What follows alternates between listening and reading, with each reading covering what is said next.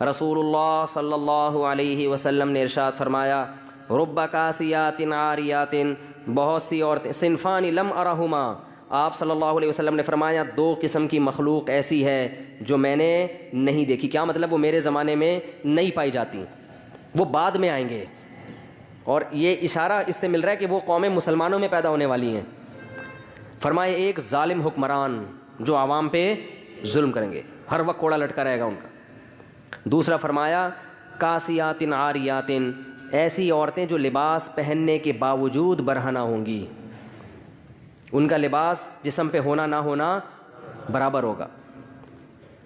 فرمایا رؤوسہن، ان کے سر ایسے ہوں گے کاسنمۃ البخت، جیسے اونٹ کے کوہان ہوتے ہیں، ایسے فیشن کیے ہوئے ہوں گے کہ بالوں کو اوپر سے اٹھا کے رکھا ہوا ہو.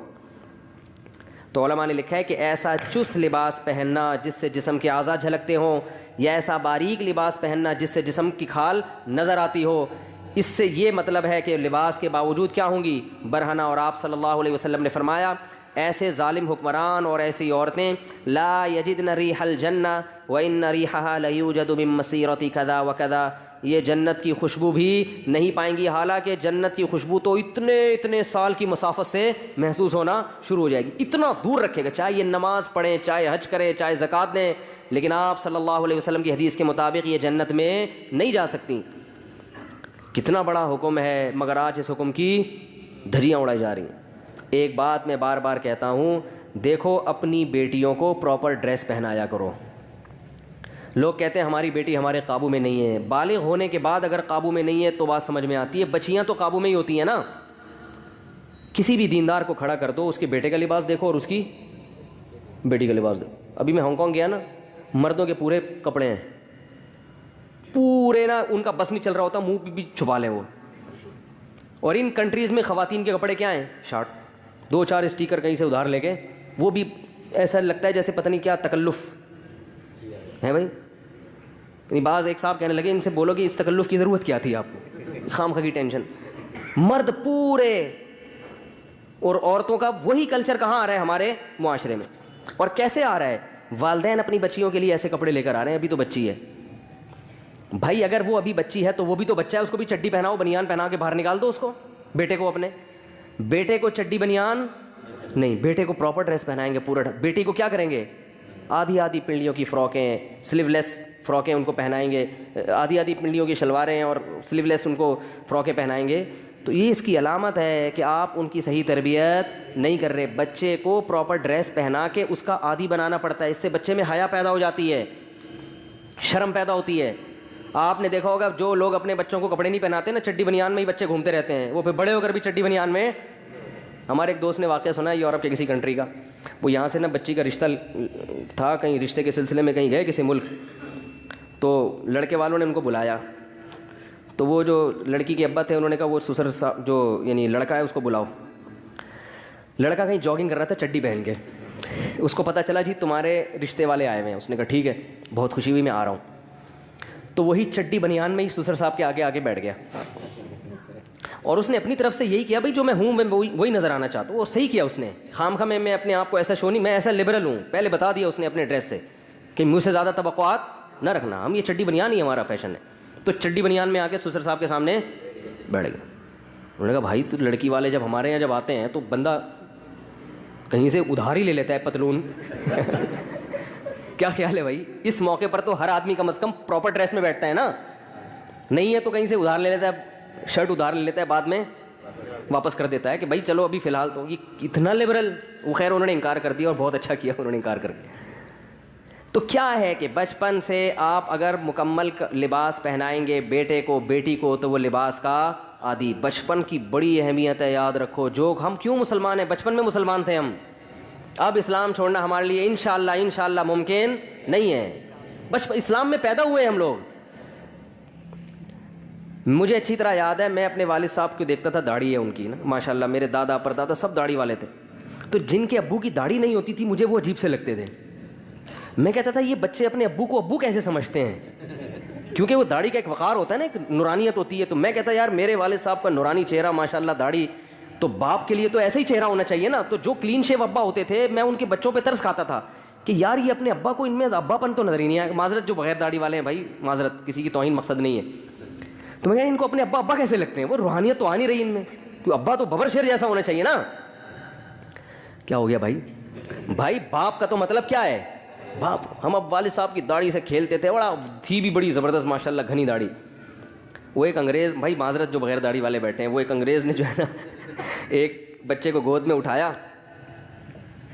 تو وہ بچہ چپ تھا, تو ایک مسلمان نے اٹھایا, بچہ ایک دم رونے لگا نا, تو انگریز نے داڑھی کا مذاق اڑایا. دیکھا تمہاری داڑھی ہے تو تمہاری شکل سے دہشت ٹپک رہی ہے, بچہ رو رہا ہے, اور دیکھو. تو انہوں نے کہا بھائی دیکھو تمہاری جب گود میں اٹھایا تو بچے کو پتہ نہیں چلا ابو کی گود میں امی کی گود میں. معذرت بھائی, معذرت جو بیٹھے ہوئے ہیں, پہلے پیش کی معذرت.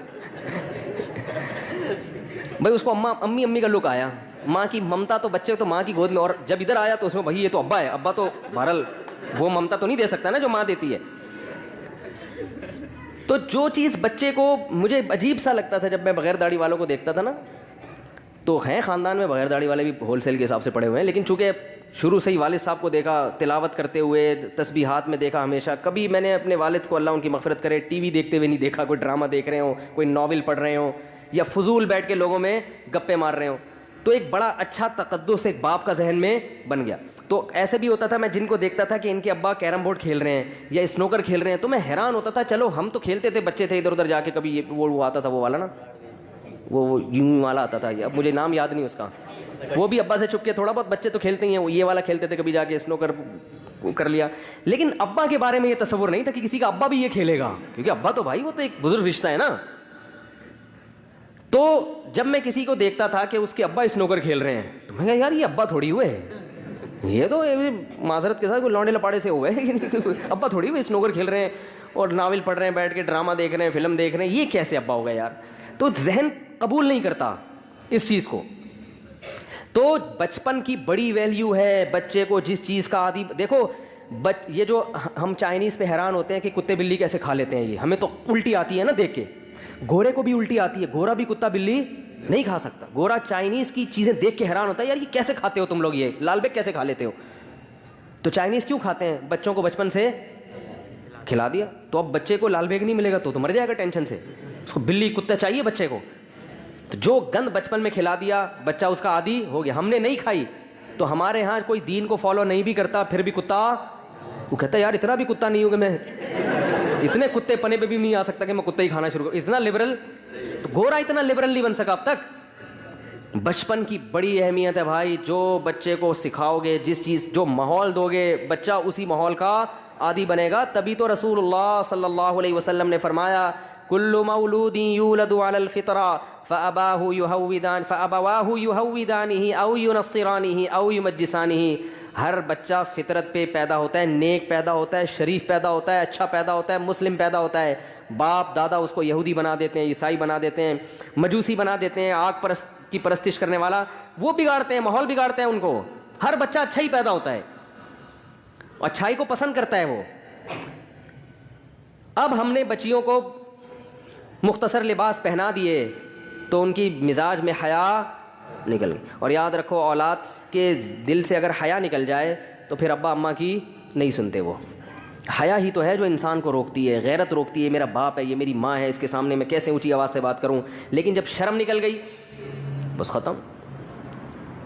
تو جب بیٹیاں جو ہے نا, بیٹیاں باپ کے سامنے جب ان کے سر پہ چادر ہو تو وہ زیادہ اچھی لگتی ہیں.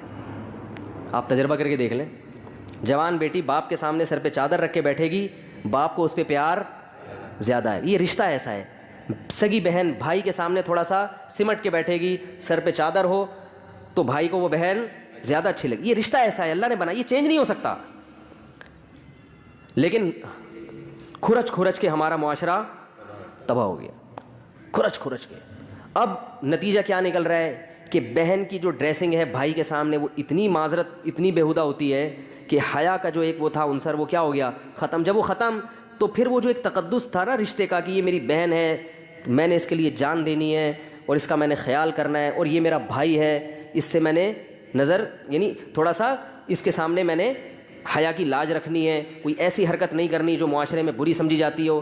تو یہ سب چیزیں حیا ختم ہونے سے ختم. تو نہ وہ بہن بھائی کی عزت کرے گی، نہ بھائی بہن کی عزت کرے گا. تو تڑاک سے باتیں ہیں، وہ ادھر جا رہی ہے پرس لڑکا میں جا رہی ہوں، صحیح ہے نا، میں کسی سے پوچھ کے کچھ بھی نہیں کرتی، تو روک سکتا ہے روک لے. وہ کہتے ہیں تم جا رہی ہو تو میں بھی جا رہا ہوں. وہ ادھر انجوائے، وہ معذرت جو ہو رہا ہے، اللہ بچائے ہم سب کو. سارا کلچر کیا کر دیا،